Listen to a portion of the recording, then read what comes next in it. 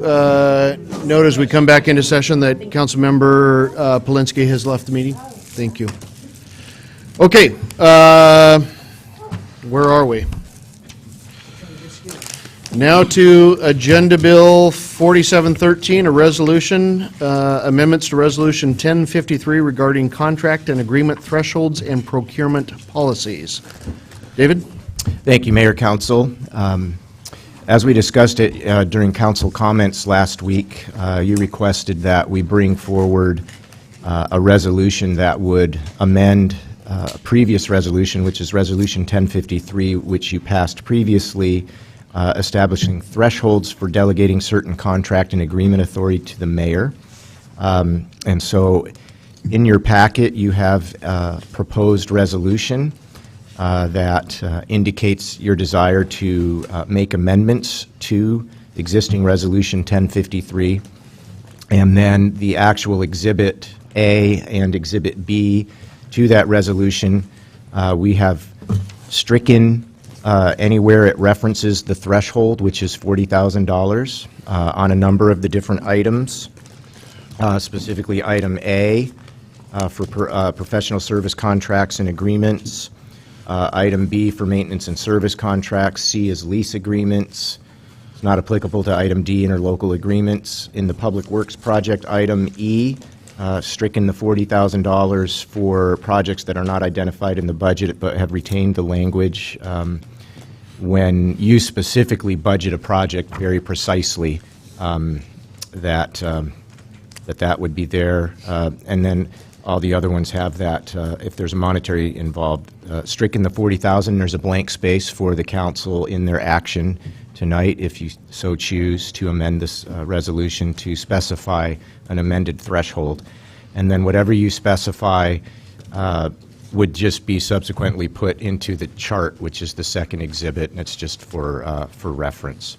So the recommended action this evening is to read the resolution by title only, and then, if you so choose, prescribe amended thresholds, and then after doing that, pass and post the resolution in the usual manner.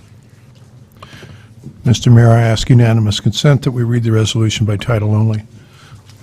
Hearing no objection, so ordered. A resolution amending Resolution 1053, establishing thresholds for the delegation of contracting and agreement authority to the mayor or designee, and directing the finance director to establish and administer the necessary policies and procedures for contracting, agreements, and purchasing to ensure compliance with state law, municipal code, and any applicable resolution. Mr. Mayor, I move that we enter the amounts 10,000 every place that 40,000 is crossed out, and that we pass and post the resolution in the usual manner. Second. I've got a motion and a second to amend all of the $40,000 thresholds to $10,000 and to pass and post the resolution in the usual manner. Council discussion. I have a question. Do we have, I had some discussions with some other, well, at least former local officials, former council member in Camas, who's now a state legislator, and she said that Camas's thresholds were lower than 40,000. I think she said they were 10,000 or 20,000. Do we have any idea of what other local jurisdictions do on this? There's a wide variety of thresholds that are out there. When we did brought this resolution forward per council's request previously, we did have a presentation that had all of those amounts. I don't remember what they were. They're as high as 100. And they're as low as 0. We're not aware that Camas has, when we did our research and even with recent conversations with their city administrator, they do not have a threshold. So all contracts are approved by the council in Camas? They have a couple of practices that are in place where there's some deviation from that, but they bring it forward typically on a consent. Okay, and these contracts are going to appear on consent, generally speaking? I would appreciate some direction on that upon passage. If that's what you do, I would request that contracts that seem to be pretty straightforward, maybe things you've seen before, renewals, or things that are clearly implementing policy that you've already prescribed, that we would be okay with having those be on your consent.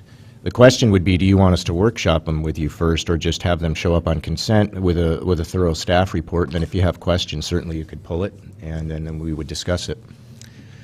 There was, previous to this going in, and this is just general recollections, we were pulling a lot of stuff off of consent no matter what, to the point where we actually, when I first took office, we did away with the consent agenda because there was a Everybody pulled something? well, no, I did it because there was so much discussion during the campaigns and that type of stuff that there was too much in there. People didn't know what was going on, da-da-da.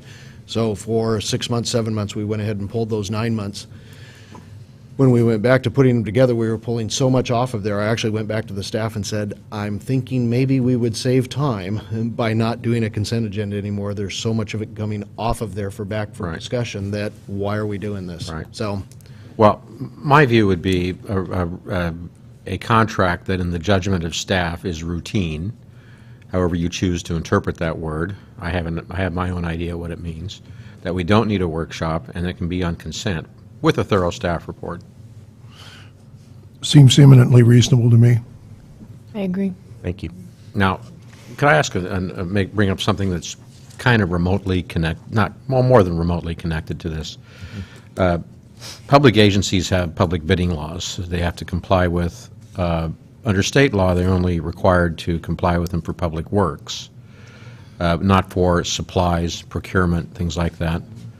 I believe Vancouver has an ordinance where they, to some degree, they apply to procurements and things like that. We do not have an ordinance where our public bidding laws just strictly go through for public works projects. We have a number of things. We do have some in code, and then we have some policies that the council has established. Oh, okay. They are on their way to the council. Okay. So we're going to get a procurement, Right. okay. Right. Part of the direction that was provided when this resolution was done, and just one of the things that's been on Jennifer's work plan, is an overhaul of that. Great. And just, my memory is that this 10,000 is what it used to be. we never had one before. I don't think we've ever had one prior to this one. I'm fairly sure we did. Otherwise, we've got that contracting problem of taking dry cleaning to the dry cleaners, creating a contract. Again, and I know you referenced it at the last meeting, there is no one on staff that has any recollection of any discretion by the mayor to sign things, whether they're in budgets or not. We're talking about mayor's prior to the time we approve this resolution. Okay. Well, I think that's a little cumbersome. It made for very long meetings. Yeah. Dave? I always love these fill-in-the-blank exercises. And the thing I need to know, Mr. Mayor, from you personally is, what is the effect of reducing this $30,000? I believe the direct effect is going to be potentially and likely more items on your agendas, more items on your consent agendas, more items on your agendas, more items on the consent agenda that could come onto the regular agenda and longer meetings. I've already picked up on that, but what's the impact on you and your ability to get things done? Absolutely none. We won't be signing things as quickly and as timely as they come through. They'll need to wait for council meetings for approval. Let me revise my question then. How does this affect your ability to get things done on a timely basis? I think we were still timely before. Most of our vendors, most of our contractors, everybody that we deal with understand that there are time limits in there. Quite frankly, I think some of them are probably appreciative sometimes when they don't have to wait 2 or 3 more weeks for the paperwork that just finally got finished to go through. But we wouldn't be the only ones, so I don't I think could- it's going to affect anything I really could at all. speak to the impact in terms of our ability to be timely and to conduct the city's business. We will have to have a little bit more forethought as we're engaging in the projects. There'll be a little impact to the team because right now for items that fall under the current threshold, we're not preparing staff reports and an agenda bill, and we're not, it's not part of Rose's chore and all of that. Now, is it a hugely significant impact? I would say that it's not. And with the direction and confidence that I just heard about deferring to staff's judgment with respect to the use of the consent agenda, and we won't take that confidence lightly. We will do our best to use that appropriately, and we'll learn as we go if there are ones that you want us to, if we start to see a certain type of them be pulled, then we'll know, okay, this one we should put on there. So I think we will be able to still conduct the city's business, but it will have a little bit of an impact. Last question, if I may. If you were king for a day, what would you, what amount would you put in the blank? I'm indifferent on it. We were, I think, appreciative when the council first put this in there because literally, I think all of you that were there then, were here then, saw the amount of items on your agenda go down significantly in some very short meetings, which were okay for routine things that were in the agenda or in the budgets, things that were spelled out in there, things that were within appropriations. So I think from a staff standpoint, it probably makes more of a difference than it does to me at all, and I don't want to speak on their behalf. One of the things that we have, that I have stayed with is making sure that anytime a department has something on your agenda, even typically if it's on the consent agenda, making sure that those department heads or someone is here to answer any questions. For those that are truly what we feel are routine, and Dave or Jennifer or somebody else feels like they can take that up for them, I probably still won't ask those department heads to be in attendance. If there's something that we know that there are going to be questions, they'll certainly be here. If there are ones that potentially are fairly complex, we're going to make sure that they're here as well. But I think we're fine either way. Doesn't. Jennifer? Yes, I think contracts or agreements that are 10,000 or less are considered pretty much routine.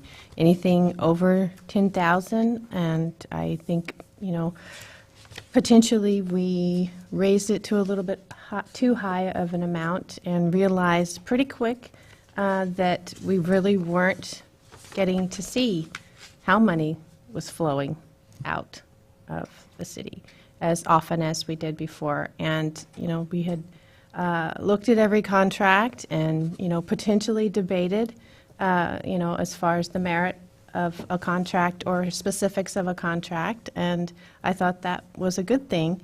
I'm fine with reducing this contract and agreement approval threshold. I'm glad we still have the threshold and in a more formal way.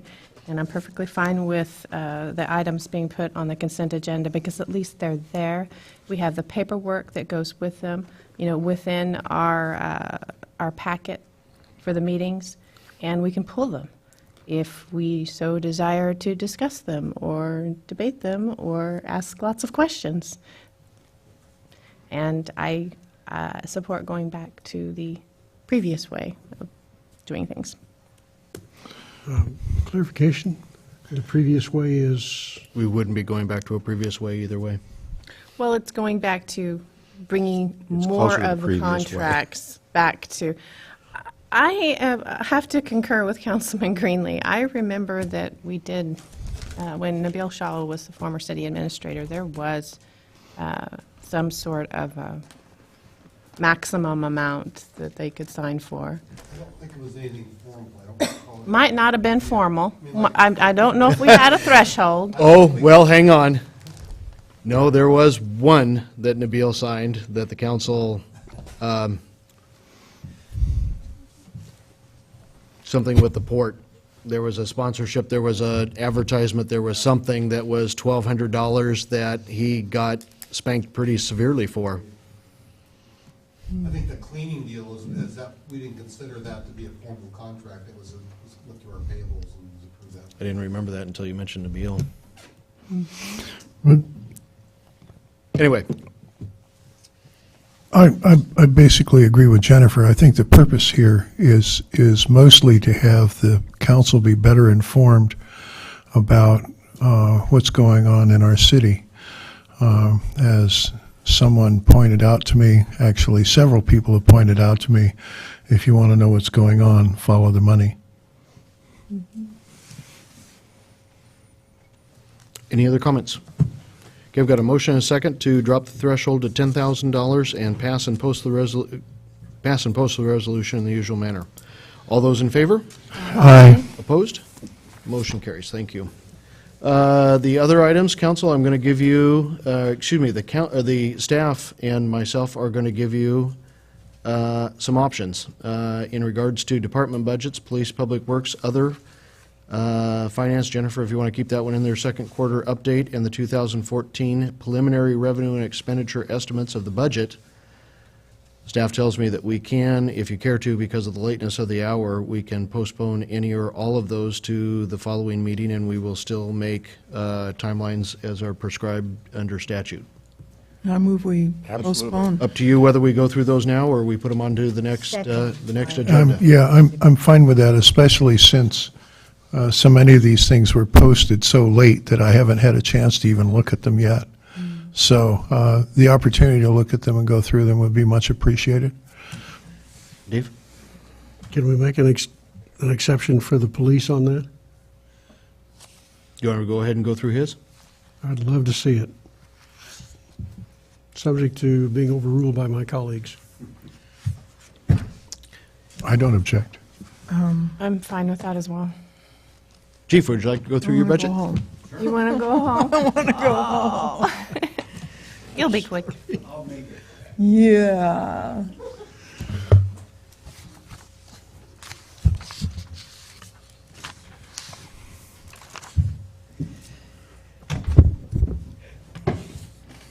Good evening, Mr. Mayor, Council. Tonight, we're going to look at the Police Department's 2013 budget for both police, code enforcement, the court expenditures, and animal control. As you can see, the overall budget for police department and code enforcement is just shy of $3 million, with salaries and benefits being the biggest players there, followed by intergovernmental agreements of $245,000 and some change. And it trickles on down to we get down to the non-obligatory funds, which equal about $132,000 and some change. Excuse me. In an effort to tell me, we won't look at these charts, the pie graphs.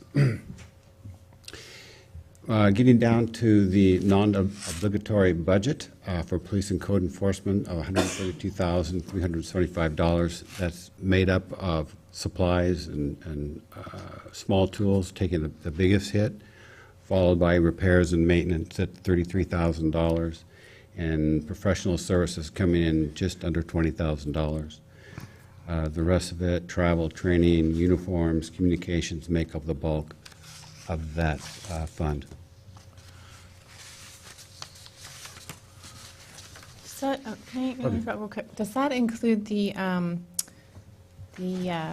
reserve officers too? in that That's budget? over here in your, It's different. Oh, okay, there it is. Thank you. Having trouble getting the PowerPoint to come up on my computer. Just a question. When we incarcerate people, we pay a per diem rate on them, either to Skamania County or Clark County. We do. That's included in which line? We'll get to that. Thank you. Okay, and this was where we'd get to that point here with the 2013 court budget. We have an overall budget there of $419,000. And in that first intergovernmental services, the $283,000 is where you'll find our incarceration costs, court, work crew, that sort of thing. followed by professional services, which includes our indigent defense, the prosecuting attorney, interpreter funds. There is no obligatory funds built into the court budget. It is what we are billed for and what we use. On that point, I remember last year when we were talking about the police budget and the court budget that it might be wise to have some conversation with the district court about trying to recover some of our costs in the fees that they usually impose on people who are sentenced. Well ahead of you. You're working on it still? Nope, I believe we implemented it. We actually have been working with Camas, if I understand correctly, on reducing our costs through municipal court. In that we operate a portion of that, and the county is supplying the manpower. We are now also, just recently, Clark County has contracted for the, excuse me, I'm tired, for the monitoring. So we are paying a fee to do electronic home confinement. County is now contracted out with a private vendor to take care of that, so we are off the hook for those fees. So we'll see a little bit of relief there. Otherwise, we're just talking purely labor-to-labor costs for either having a county employer or implementing, doing this ourselves and putting our own employees in there. In addition, though, Don, correct me if I'm wrong, but starting in August, we started asking the judge to also levy against the defendants the costs of incarceration and those items as well. And that's something that Scott Rustin has been working on. I know, I Yep. talked to Scott about it, I'm not sure what, I think we started in August, but I couldn't swear to it. He actually did start in August. I know that was his date, so, okay. I know you mentioned it to him, but I think he. So what it came down to, we had a meeting with Judge Hagensons, who is our presiding judge out here now, and Judge said, you know, as long as the prosecutor makes that part of the whole thing, I don't have a problem doing that. What you can collect, you can collect. What you can't, oh well, you're getting nothing now. Let's give it a try. Get 10%. I know the county clerk for Superior Court cases is working on getting, you know, has a whole collections operation going, and maybe that's a conversation we could have with the district court. Yeah, I think the numbers were, we were hopeful, even at a partial recovery of that, it was like a $20,000 figure a year that we could take out of the, or at least credit back to the incarceration line items. But, well, Within the Association of Washington Cities Legislative Committee, it has been a hot-button issue for years under the heading of inmate medical costs. Is that a significant problem for us? It is. So far, we've been pretty successful at dodging some of those, or getting around some of those costs. But it does happen. I've spoken to some of my colleagues, and they are getting hit with any type of medical costs associated with arrests anytime we have someone in custody. So there's certain things that we just can't avoid or we can't release, say a domestic violence case where there's an arrest and the arrested party has a medical condition we can't cite and release. But I guess my question mostly is, should I bubble that up on my priority list when I start talking to Legislative Committee? that would be a yes. Thank you. Yeah.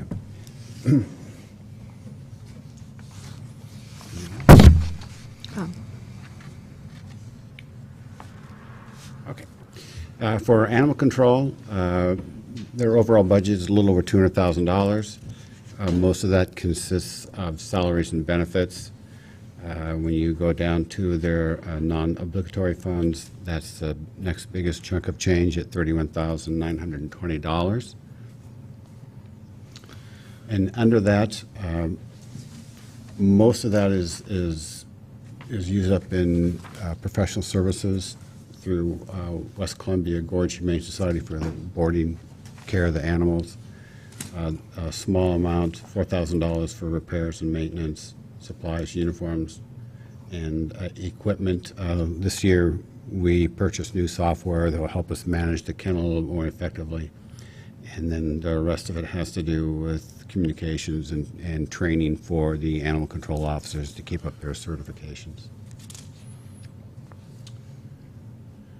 For 2014, some of the things that we're working on for police department is working towards our goal of our WASPIC accreditation. That's something we've wanted to do for quite a while. It's a lengthy process. Once we notify WASPIC of our intentions to go down the accreditation, we have 1 year from that date to get it accomplished. We're going through right now in preparation to notify WASPIC, and with the hopes that we would be accredited in 2015. So we'll start the process this fall, notify them, and then hopefully get this taken care of and get our accreditation no later than 2015. Would you spell out WASPIC for me? Oh, sure, I'm sorry. It's the Washington Sheriffs and Police Chiefs Association. So what that brings to us from accreditation, it just means that we're following accepted standards and guidelines for policing. That most of the other agencies are accredited either through WASPIC or CALEA. Our reserve program, several years ago, we were down to pretty much just one reserve officer. We were trying to build it up to at least 6. This year we added 2 more, and we hope next year that we're going to be adding another 2 to give us that total of 6 reserve officers. And this piece from the court, again, the county did contract for the electronic home confinement, and hopefully all of those costs are now passed on to the offender, whereas in the past we did have to pay a contribution to that. So we hope to realize some savings in our fees for that change. Any other questions? Paul? Just curiosity, when I was first on council, the drug seizure fund was actually a significant source of income. My guess at this point is that that's no longer true. The uses of that seizure fund are quite limited. They're pretty limited to basically equipment. But I was just curious, maybe Jennifer knows, do we have any projections on what's going on with the drug seizure fund? It has changed a little bit because of some of the changes in search and seizure that in years past we were able to seize more items, vehicles, that sort of thing that we would put back into the fund. That has kind of slowed down a little bit with search and seizure changes, and then changes with the legalization of marijuana.